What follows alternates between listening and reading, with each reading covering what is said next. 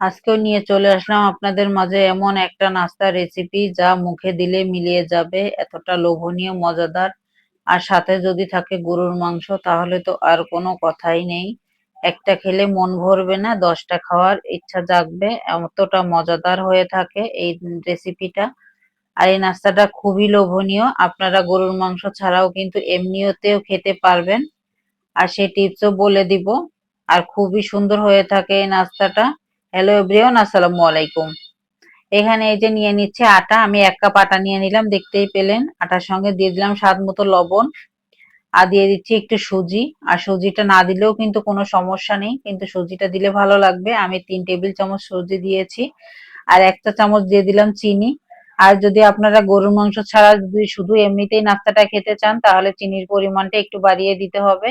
আমি যেহেতু গরুর মাংস দিয়ে আমি এটা পরিবেশন করেছি তার জন্য কিন্তু একটু চিনির পরিমাণটা কমিয়ে দিয়েছি।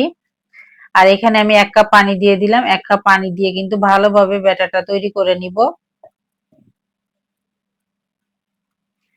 আর ভালোভাবে কিন্তু আমি চামচ দিয়ে মিশিয়ে নিচ্ছি, আপনারা হাত দিয়েও কিন্তু মিশিয়ে নিতে পারেন, কিন্তু আমি চামচ দিয়েই করে নিচ্ছি। 2-3 মিনিট রেস্টে রাখলে কিন্তু হয়ে যাবে। এটা কিন্তু হাত দিয়ে অত ভাবে ডলে নিতে হবে না, কোনো দরকারই নাই। আর যদি রেস্টে রাখেন, আর রেস্টে যদি না রাখেন তাহলে হাত দিয়ে খুব সুন্দরভাবে কিন্তু ব্যাটারটা তৈরি করে নিতে হবে।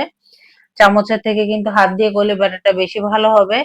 তা যেহেতু আমি রেস্টে রাখবো 2-3 মিনিট, তার জন্য কিন্তু আমি আর হাত দিয়ে করলাম না। তা চামচ দিয়ে কিন্তু খুব সুন্দরভাবে করে নিচ্ছি। আর এই পর্যায়ে যদি কেউ লাইক না দিয়ে থাকেন অবশ্যই মনে করে একটা লাইক দিয়ে দিবেন। আমার ভিডিওর কোনো অংশ যদি ভালো লাগে চাইলে আমার চ্যানেলটা সাবস্ক্রাইব করে আমার পাশে থেকে যেতে পারেন। আমি ব্লগ বাই সাথী, ঢাকা থেকে বলছি। এখানে দেখুন 1 কাপ পানিতে কিন্তু আমার পুরাটা ব্যাটার হয়নি, একটু ঘন হয়ে গিয়েছে। আমি 1 চা চামচের মতো তেল দিয়ে দিলাম। তেলটা দেওয়ার চেষ্টা করবেন, খেতে ভালো লাগবে আর প্যানে লেগে থাকবে না। তার জন্য একটু চেষ্টা করবেন তেলটা দেওয়ার। নাস্তাটা কিন্তু খুবই সুন্দর হবে।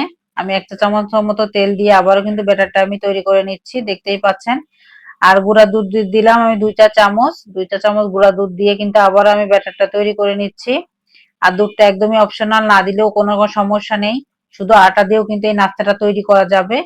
আর দুধটা দিলে কিন্তু খুব নাইস একটা ফ্লেভার আসে, তার জন্য কিন্তু দেওয়া হয়েছে। তা খুব সুন্দর দেখুন ব্যাটারটা হয়েছে, একদম অনেক ক্রিমি হয়েছে কিন্তু ব্যাটারটা। তো এটার সঙ্গে কিন্তু আমি আরো পানি অ্যাড করব। এখানে আমি আরো হাফ কাপ পানি অ্যাড করে দেব, তাহলে নাস্তাটা একদমই পারফেক্ট হবে।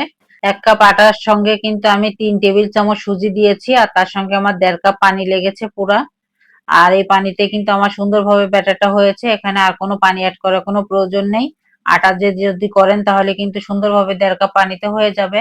আর যদি ময়দা অ্যাড করেন তাহলে একটু পানি বেশি লাগতে পারে, আটা থেকে ময়দাতে একটু পানি বেশি খায় আর কি। তা যাই হোক, সুন্দরভাবে কিন্তু ব্যাটারটা তৈরি করা আমার হয়ে গিয়েছে। এখানে কিন্তু আমি 2-3 মিনিট রেস্টে রেখে দিব। রেস্টে রেখে কিন্তু তারপরে আমি এই যে বেকিং পাউডার অ্যাড করে দিচ্ছি 1 চা চামচের মতো। 1 চা চামচ বেকিং পাউডার দিলে খুব সুন্দর হবে, নাস্তাটা অনেক সফট থাকবে, নরম হবে আর কি।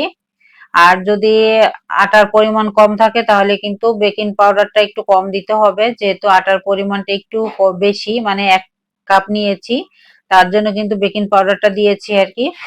তা খুব সুন্দরভাবে কিন্তু আমি এই যে ব্যাটারটাকে আবারও গুলিয়ে নিলাম। বেকিং পাউডারটা দিয়ে কিন্তু ভালোভাবে গোলা হয়ে গিয়েছে আমার। এখন একটা প্যান বসিয়ে 1 চা চামচের মতো তেল দিয়েছি। তেল কিন্তু বেশি দেওয়া যাবে না, বেশি তেল দিলে কিন্তু নাস্তাটা বেশি সুন্দর হবে না, মানে যে ছিদ্র ছিদ্র ভাব সেটা কিন্তু হবে না, তার জন্য। তা খুব সুন্দরভাবে কিন্তু আমি এখন 2 চা চামচ দিয়ে দিলাম, 2 চামচ আর কি, 2 চামচ গোলা দিয়ে দিলাম। গোলা দিয়ে কিন্তু আমি এভাবে রেখে দিব। তো যেহেতু প্রথমটায়, তার জন্য কিন্তু বেশি একটা ছিদ্র হয়নি, অল্প ছিদ্র হয়েছে। আর পরবর্তীতে দেখতে পাবেন যে খুব সুন্দর ছিদ্র হবে।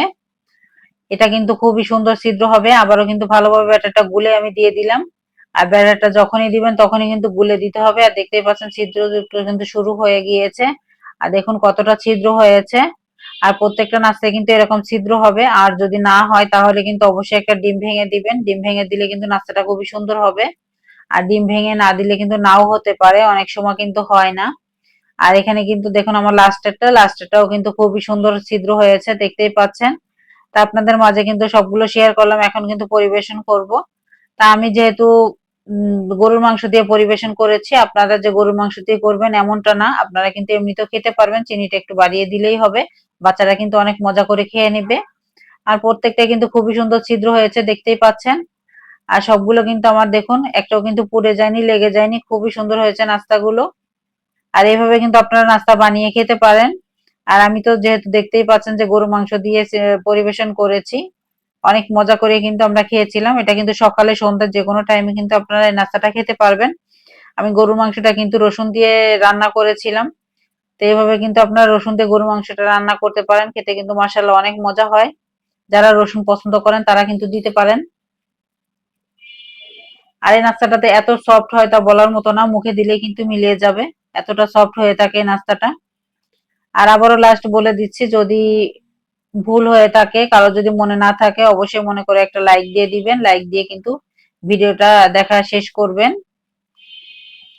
আমার প্রিয় প্রিয় আপুরা কিন্তু অনেক সুন্দর সুন্দর কমেন্ট করে, সেটা কিন্তু আমি পড়ে থাকি। আজকের মতো বিদায় নিচ্ছি। আল্লাহ হাফেজ, আসসালামু আলাইকুম।